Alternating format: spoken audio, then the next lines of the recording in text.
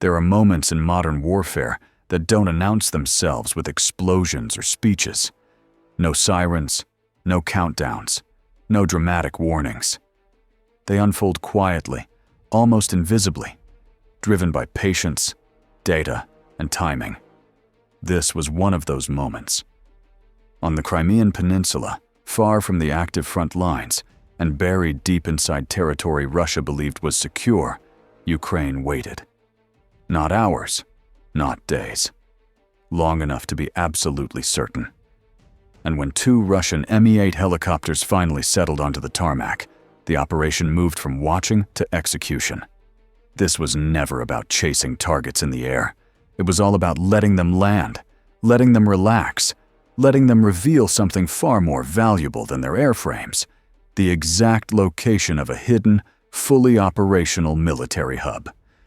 In the early hours of the morning, at 3:10 a.m. to be exact, Ukrainian surveillance systems detected an anomaly where none was supposed to exist. A reconnaissance drone operating deep inside occupied territory picked up a thermal signal that didn't match civilian infrastructure, vehicles, or background noise. 2 bright heat sources appeared clearly against the cooler surroundings. The signature was unmistakable. 2 aircraft engines, recently shut down, still bleeding heat into the concrete below. The system flagged it instantly. This wasn't guesswork. Artificial intelligence tools trained to differentiate engines, generators, and industrial equipment classified the heat patterns within seconds. Operators knew exactly what they were looking at. 2 Russian Mi-8 AMT helicopters, each worth roughly $16 million, sitting quietly on a base that officially wasn't supposed to exist in the open. A base assumed to be safe precisely because of its distance from the front and the layered air defenses surrounding it. Inside the Ukrainian Operations Center, conversation stopped. No one celebrated. No one rushed. The significance was obvious. These helicopters hadn't just flown a short hop. They had traveled for nearly 2 hours, transporting troops and equipment from forward positions. More than 60 personnel had passed through those aircraft, and now, having completed their mission, the crews followed routine procedures. The helicopters were towed to the technical sector. Refueling began. Maintenance checks were prepared. Flight suits came off. Gloves were dropped. Some of the personnel, confident the danger was far behind them, poured drinks and toasted what they believed was a smooth operation. They didn't know that the act of landing had sealed the fate of the entire installation. The residual heat from the engines didn't just show up on Ukrainian drone feeds. Commercial infrared satellites picked it up as well. Within minutes, updated imagery flowed into Ukrainian command centers, confirming what the drone had already seen. The helicopters were stationary. Their coordinates were precise. This wasn't a temporary landing zone, but a permanent facility. The reconnaissance drone adjusted its flight profile, dropping lower, hugging terrain, slipping into areas where radar coverage thinned. Russian systems like the Nebo and Podlet K-1 radars were designed to detect aircraft, missiles, and larger drones at altitude. What they struggled with were small, slow, low-flying objects that blended into ground clutter. To radar operators, the drone was effectively invisible, no larger than a bird, its composite materials offering little reflection. As the drone orbited, its electro-optical and infrared sensors painted a clear picture. 2 Mi-8 helicopters positioned for redeployment. Nearby, 2 B-12 maritime reconnaissance aircraft sat exposed near maintenance areas. Behind them stood multiple radar arrays, including Nebo systems capable of tracking aircraft across wide swaths of airspace. And beyond that, exactly where intelligence reports had suggested, were fuel depots and ammunition storage areas holding hundreds of tons of supplies. This was far more than just an airstrip. It was a whole logistics nerve center. Aircraft, fuel, radar, ammunition, all concentrated in one location. If it went dark, the effects wouldn't be local. Early warning coverage would collapse. Air defense coordination would degrade. supply routes would fracture, follow-on operations would become riskier and slower. The base wasn't just valuable, it was critical. That realization triggered the next phase. Ukraine's planners would never rush to strike. They shifted from observation to orchestration. The Ghost Special Task Unit activated a layered attack concept designed not to overwhelm defenses through brute force, but to manipulate them.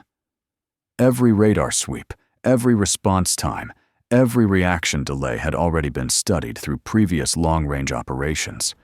This strike would rely on sequencing, not numbers. As the clock moved forward, unmanned systems already positioned across multiple vectors were reassigned, so a formation began moving toward the target from standoff distance. Leading the group were two UJ-22 drones. They flew at roughly 1,000 feet, moving at about 100 miles per hour. They carried no explosives. Their purpose wasn't destruction, it was deception. These drones were built to be seen, larger profiles, carbon fiber frames that reflected radar more clearly. They emitted signals across commonly used frequencies, including bands associated with civilian and military drone control. They jammed channels. They shouted electronically. To Russian air defense operators, they looked exactly like the beginning of an attack. Trailing far behind them, separated by altitude, speed, and silence, were the real weapons. 3. Luton 196 strike drones flew lower, sometimes below 500 feet, sometimes even lower, when navigating entirely without GPS. Their guidance systems were internal, pre-programmed, and immune to jamming. They emitted nothing. No radio chatter, no active signals. They flew in a tight arrow formation, disciplined and invisible. By the time the decoys entered detection range, Russian radars reacted exactly as expected. A Podlet K-1 station picked up irregular contacts at mid-altitude more than 10 miles out. Operators increased scan rates. The Nebo radar shifted to active sweep. The returns sharpened. 2 unidentified objects, holding steady altitude, no identification signals, closing slowly. Classified as probable hostile UAVs, air defense status escalated immediately. A Pantsir S-1 system powered up on the eastern perimeter. Missiles were armed. Within moments, a volley was launched. Dozens of interceptors streaked into the sky. Fireballs erupted as the decoy drones were destroyed. Debris fell harmlessly outside the base perimeter. From the Russian command perspective, the threat had been handled. The drones were gone. The attack, they believed, was over. Readiness levels eased slightly. Radar systems remained active, but relaxed into slower cycles. Operators reset. Crews reloaded. The airbase breathed again. They never realized they had just passed Phase 1. While attention remained fixed on the decoy's flight path, the Luton drones altered course. One shifted slightly. The others dropped even lower, skimming beneath tree lines, slipping through gaps where overlapping radar coverage created thin zones of interference. These routes had been mapped through months of analysis and refined through earlier deep strikes on other Russian cities and installations. By the time Pantsir crews recalibrated after their missile launches, the strike drones were already inside the outer defensive belt. Distance to target dropped rapidly, less than 10 miles, then less than 5. At their speed, impact was minutes away. Everything now moved according to a script written long before the drones were launched. Radar rotation cycles, human reaction times, command delays. The drones adjusted their altitude and heading to coincide with the exact moments radar beams swept elsewhere. Infrared feeds showed the targets clearly. The 2 Mi-8 helicopters sat uncovered on the western ramp. The B-12 aircraft were lined up near a hangar. Radar arrays stood exposed. Fuel trucks and maintenance vehicles were parked nearby. Behind them, vast quantities of aviation fuel and munitions waited, dispersed for resilience, but still vulnerable to ignition. A faint anomaly finally appeared on Russian screens. a weak heat trace at low altitude.